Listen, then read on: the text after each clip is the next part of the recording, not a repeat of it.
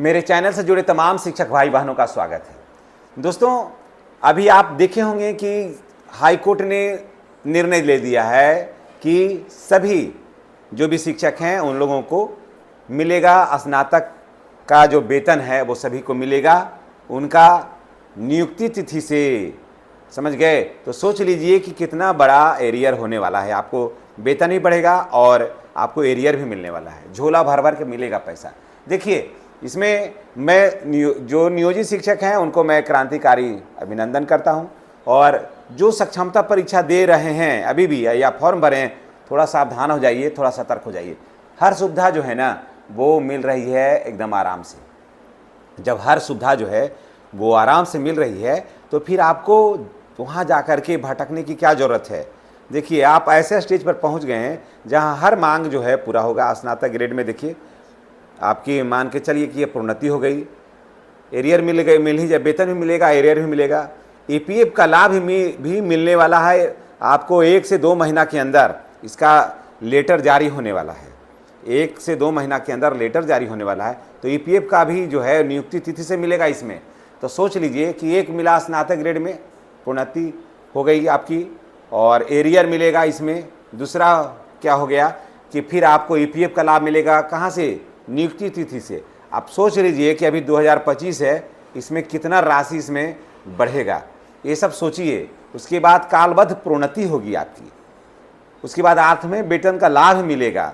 तो क्या नहीं है, हर चीज़ जब यहाँ है तो यहाँ से वहाँ, यहाँ से वहाँ, वहाँ से वहाँ जाने की क्या ज़रूरत क्या है। देखिए, नियोजित शिक्षकों में एक बात है, इसका डिमेरिट है कुछ शिक्षकों में कि जो जानकारी जिन लोगों को जानकारी नहीं रहता है, वही लोग बात को इतना घुमा के नियोजित शिक्षकों को कहते हैं ना कि नियोजित शिक्षक उस हवा में बह जाते हैं, और हवा में बहने के बाद की वजह से इसमें से सोचिए कि नियोजित शिक्षक से हवा में बह के लोग चल गए बीपीएससी में। आप बताइए कि बीपीएससी का जब नोटिफिकेशन आया था, ये सब सोचने वाला बात है। बीपीएससी का जब नोटिफिकेशन आया था तो मूल वेतन उसमें 25,000 रुपया था।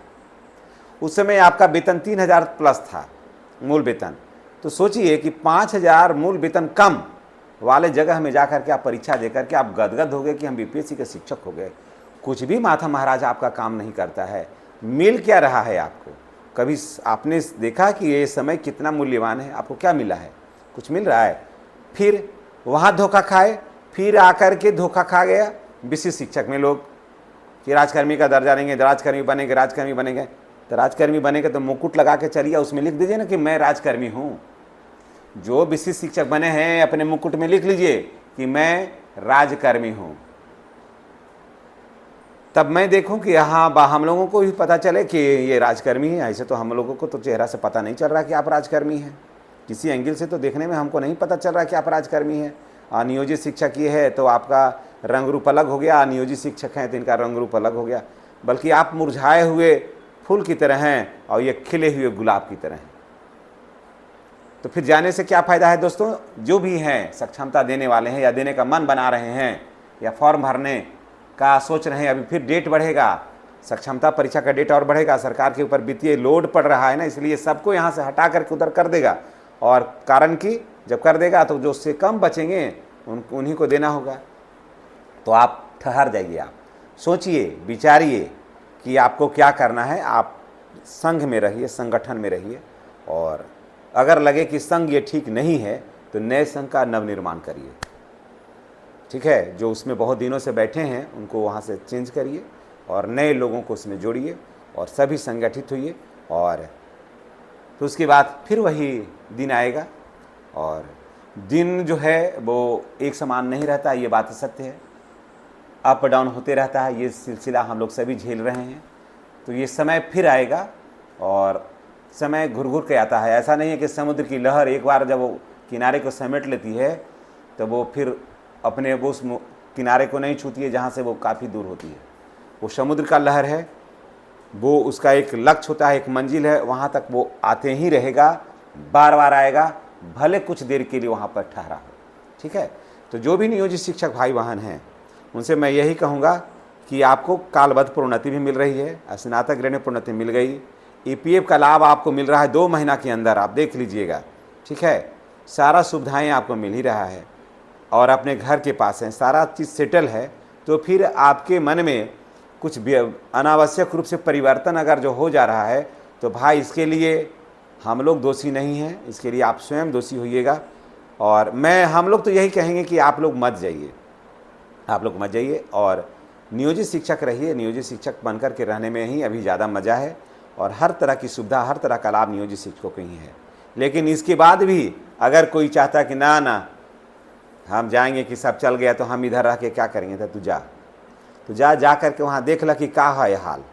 जा करके दूर से देखे में वो ठीक लगा है वो घरवा, लेकिन जयवा जब हुआ ना वहाँ जा करके जब तू घर के देखबहू ओकरा ही कि ओकर घर के क्या हालात है, आंगन में जाहू देखू ना का हालात है, तब पता चलतो कि कहाँ हम आ गेली अपन उतना बढ़िया घर छोड़ करके। इसीलिए हम तो के यही कहबो कि अपन घर में बनल रहा, अब बढ़िया से सम्मान के साथ जिया और अपन जे यूनिट है, अपन जे हमनी के अपना जे नियोजित शिक्षक के जो हमनी के मिल रही है तगमा जो मिल रही है ओकरा हमनी धारण करे के लगी हमनी कटिबद्ध हिए। और दूसरा बात तो ये है कि सब कुछ जब यहाँ मिलिए रह रही है, नियोजित शिक्षक बन के हमनी सब कुछ हासिल करिए रहिए, तो हम नाम चेंज करा करके विशिष्ट शिक्षक काहे बनिए। अब विशिष्ट शिक्षक जो बनलती है सब वही ना मांग रहती है वो सब कि जे नियोजित शिक्षक के मिले वाला है या मिलत है वही हमरा दे द प्रभु, हमरा और कोई इच्छा ना है। तो यही तपस्या करे लगी जा और फिर वहाँ भी जेबा ना तो जैसे संघर्ष कैला है 20 साल वैसे संघर्ष करे पर तो हुआ अभी 20 साल। तब तक की हो तो कि उम्र जो है ना खिसक के चले तो नीचे, अभी जो उम्र कंधवा पर हो ना उम्र ये चले तो घुटिया पर, तब पता चलतो कि कोई लोग सलाह देते रहे, हम ही सलाह ना मान लिए। देखा है अभी विशिष्ट शिक्षक धरना प्रदर्शन करतू काहेला कि जो नियोजित शिक्षक के मिले थे वो हमरा मिलना चाहिए, नियोजित शिक्षक के स्नातक ग्रेड में प्रोन्नति मिले वाला है हमरो मिलना चाहिए, नियोजित शिक्षक के ईपीएफ के लाभ मिल रही है वहाँ से तो हमनी के भी 2025 तक मिले के चाहिए, नियोजित शिक्षक के कालवत प्रोन्नति मिले वाला है तो हमनी के भी मिलना चाहिए, नियोजित शिक्षक के वेतन निरंतरता के लाभ मिले थे तो हमनी के भी मिलना चाहिए, समझ गया। और उसके बाद नियोजित शिक्षक के 8वां वेतन के लाभ मिले वाला है तो हमनी के भी मिलना चाहिए।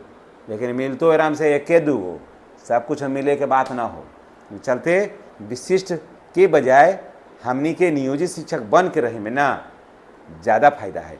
और विशिष्ट शिक्षक ना बन के नियोजित शिक्षक ही बना और एकरे में रहा, सम्मान के साथ रहा, बेहतर तरीके से पढ़ावा बच्चा के और आदमी बनावा सबके, और ऐसा ही आदमी बनावा कि जेकर ओकर सभ्यता और संस्कृति जो है ना कहीं भी बच्चा उखड़ा रहे तो ओकरा में झलके।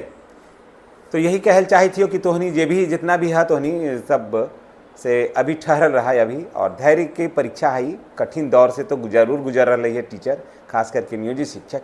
एकरा सरकार भी दबाव बनेले है, प्रेशर में रखले रहे, और अगल बगल जे सब लोग भाग गेल थी वो भी प्रेशर में एरा बनेले हती, प्रेशराइज के लिए हती कि तोहनी भी द जी न देवा तो फंस जीतो, नौकरी चल जीतो, ऐसे हो जीतो ऐसे जीतो।